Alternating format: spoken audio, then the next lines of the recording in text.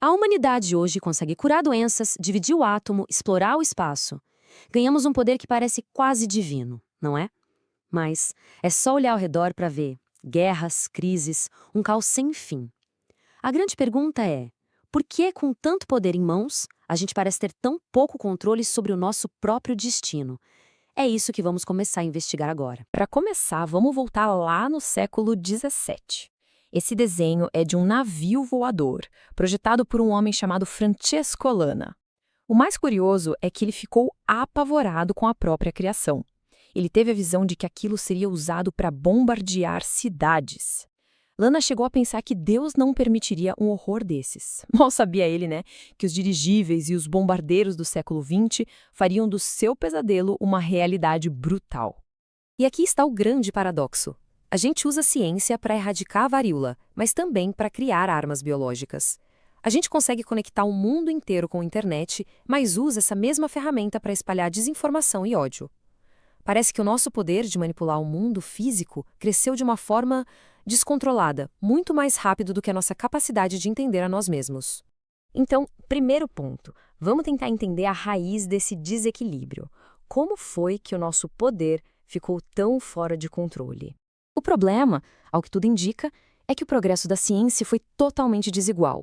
Ela foi brilhante em dominar o mundo material. A gente entende de átomos, de doenças, de engenharia. Só que cada solução trouxe um novo problema social. O controle de doenças, por exemplo, levou à superpopulação. A industrialização criou desigualdade, urbanização caótica. Ou seja, a gente estava resolvendo um tipo de problema e, sem querer, criando outro, muito mais complexo. A reação de muita gente é culpar a ciência por tudo isso. Mas a fonte que a gente analisou argumenta exatamente o oposto.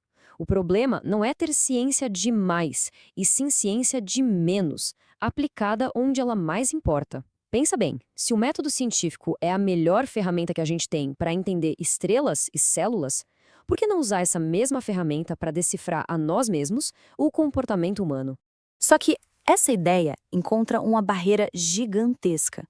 Porque para aplicar a ciência a nós mesmos, a gente precisa primeiro confrontar algumas das nossas ideias mais antigas e queridas sobre liberdade e sobre quem somos.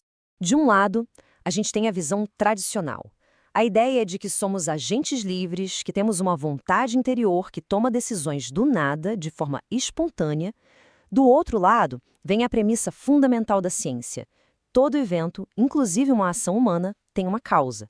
Para a ciência, não existe espaço para espontaneidade. E o ponto é, essas duas visões não conseguem coexistir. Aceitar que a gente não é o autor espontâneo das nossas próprias ações é algo profundamente perturbador. Ameaça nosso senso de identidade, de mérito.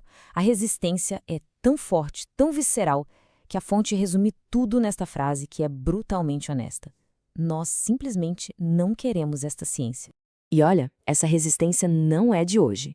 Copérnico foi atacado por tirar a Terra do centro de tudo. Darwin chocou o mundo ao nos colocar como só mais uma parte da evolução animal. Hoje, a ciência do comportamento causa um atrito muito parecido, ao questionar a origem das nossas ações e nos tirar desse pedestal de autonomia absoluta. Ok, se as nossas ações não vêm de uma vontade misteriosa, então de onde elas vêm? Para chegar na resposta científica, a gente primeiro precisa limpar o terreno, sabe? Descartar algumas das explicações mais populares e mais equivocadas. Vamos passar bem rápido por algumas ideias que todo mundo já ouviu. Culpar os astros, o formato do corpo, ou usar a genética como uma desculpa vaga para tudo. Tipo, nasceu assim. A ciência é bem clara sobre isso. Na melhor das hipóteses, são simplificações grosseiras. Na pior, pura superstição. Elas não servem para prever ou mudar o comportamento de forma confiável.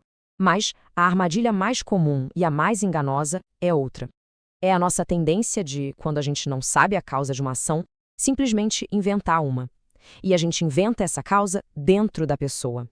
É como se a gente criasse um homenzinho interior, um piloto dentro da máquina para ser o responsável por tudo.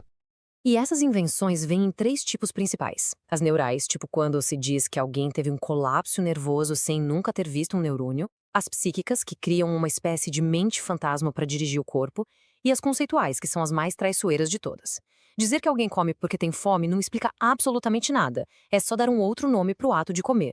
É um raciocínio circular que impede a busca pelas causas reais. Certo. Já vimos o que não causa o comportamento. Então, qual é a alternativa que a ciência oferece? A ciência propõe uma mudança de foco. Em vez de ficar procurando uma causa misteriosa, ela busca o que chama de relação funcional. É um nome um pouco técnico para uma ideia simples. O comportamento é a variável dependente, e as causas são as condições no ambiente, as variáveis independentes, aquelas que a gente pode observar e manipular. Se a gente muda o ambiente, o comportamento muda junto. Olha só como isso funciona na prática. Pensa numa corrente de 3 elos. Primeiro, um evento externo, como ficar sem água por horas. Segundo, um sentimento interno, a sede.